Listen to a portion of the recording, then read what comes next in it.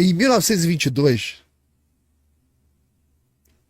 Gago Coutinho e Sacadura Cabral fizeram a primeira travessia aérea do Atlântico Sul, tá? Isso era um ano, né? 1922 era um ano que o mundo ainda estava aprendendo a voar, né? E o Portugal decidiu que não era hora de fazer mais travessias pelo mar. Agora eles iam fazer pelo ar, não com caravelas, mas com asas. E os protagonistas aí, dois homens, Sacadura Cabral como piloto e o Gago Coutinho era o navegador. Ambos eram oficiais da Marinha Portuguesa, ambos herdeiros diretos do espírito dos descobridores. O plano era ousado: voar de Lisboa até o Rio de Janeiro, cruzar o Atlântico Sul no hidroavião, sem radar, sem satélite, apenas com uma bússola, mapa e coragem. E o motivo era simbólico: comemorar o centenário da independência do Brasil. Olha que coisa interessante. A independência do Brasil foi quando o Brasil se separou de Portugal. E aqui nós temos dois portugueses querendo entrar numa missão suicida para comemorar a independência do Brasil. E, claro, reforçar os laços aí entre a velha metrópole e a sua suposta ex-colônia. Então, eles queriam produzir um feito que ecoasse pelos céus do mundo, pelos jornais do mundo, pelo rádio do mundo aí, né? Era uma época de rádio, né? Então, eles partiram no dia 30 de março de 1922, numa data como hoje, num avião chamado Lusitânia, tá? Eu tenho aqui algumas imagens dos aviões. Aqui é o trajeto deles, ó. Saindo de Lisboa, fazendo várias paradas, tem que reabastecer, né? Mas para fazer essa travessia, né, até chegar ao Rio de Janeiro. Então, aqui o aviãozinho deles, ó. Vou trazer já já. Deixa eu voltar naquela imagem. Essa imagem aqui é maneira.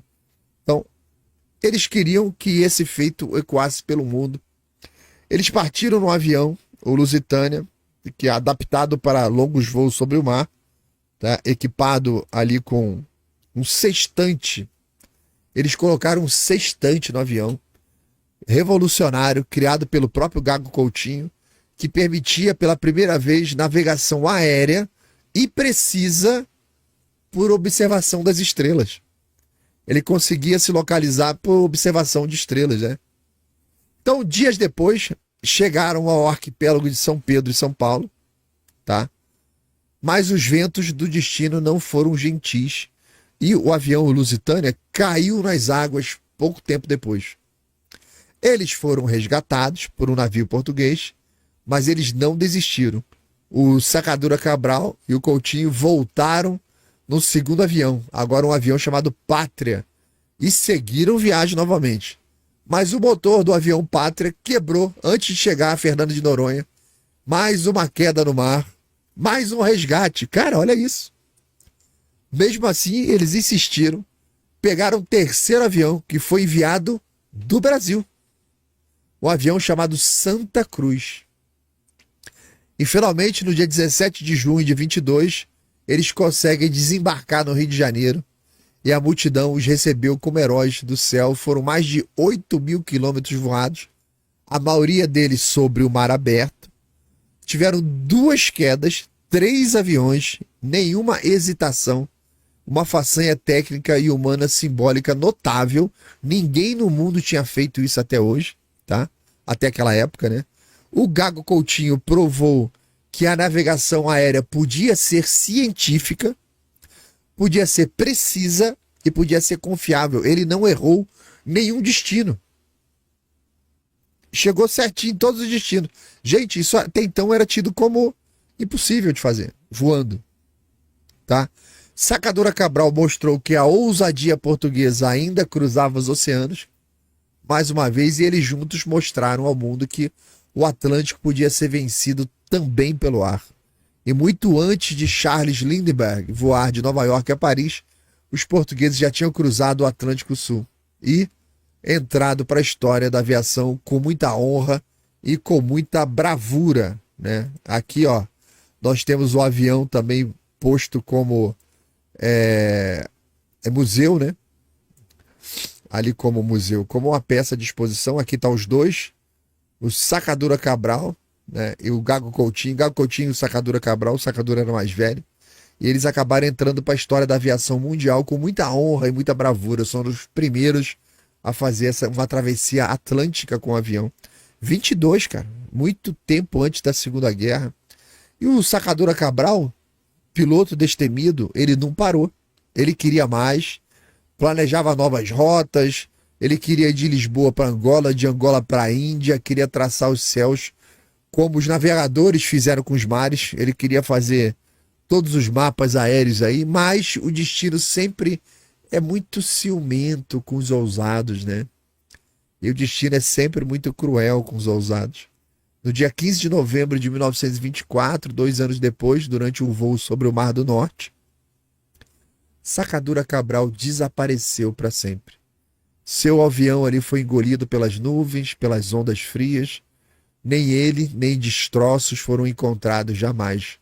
Morreu como viveu, voando. E, como tantos dos grandes exploradores portugueses, foi engolido ali pelo horizonte que tanto o desafiava e tornou-se uma lenda. Gago Coutinho, por sua vez, sobreviveu, tornou-se uma figura lendária da ciência e da aviação, foi celebrado em Portugal e no mundo como um dos grandes nomes da navegação aérea e morreu em 1959 aos 90 anos.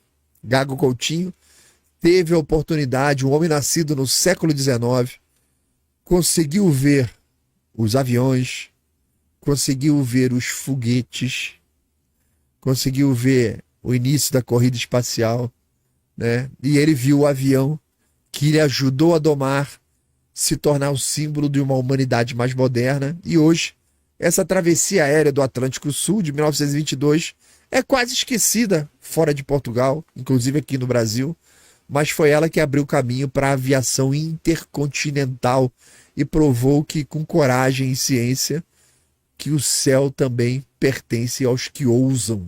E agora nós estamos vendo ali, com todo aquele trabalho sendo feito pelo Elon Musk na SpaceX, que o espaço também pertence àqueles que ousam. E a humanidade segue aí, mais uma vez, uma trilha rumo ao desconhecido, tal como os oceanos foram um dia, tal como os ares foram um dia. E hoje é corriqueiro navegar pelo mundo, é corriqueiro voar pelo mundo, e se Deus quiser no futuro, será corriqueiro também navegar pelo espaço, em direção a outros planetas e outros locais. A humanidade vai chegar lá. Tá? Não sei se a gente vai estar vivo, mas nós também faremos isso. Beleza, família? Mais uma história para vocês que aconteceu no dia de hoje, em meio à cultura, informações, notícias, comentários, leviandades, tá? Obrigado aí pela presença de todos vocês, obrigado mais uma vez pelo apoio,